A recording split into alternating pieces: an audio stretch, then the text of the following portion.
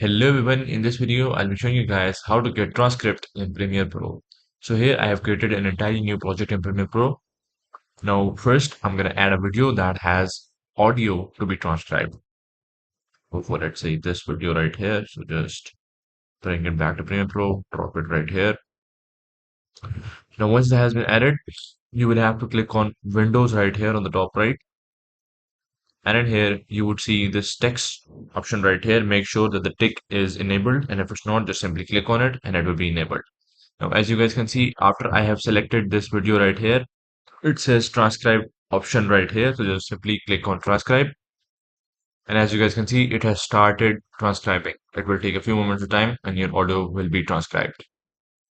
In the meantime, you can also track your progress by just clicking on this button at the top right. And in here, as you guys can see, it even shows you the percentage of the amount of work done. So you can see it via here as well. And as you guys can see, the transcription process has been completed. It shows you the whole text of the audio that is in the video right here. So that is pretty much it. So that is how you can get a transcript in Premiere Pro. I hope this video helped you. And if it did, don't forget to like, share, and subscribe. And I'll see you guys in the next video.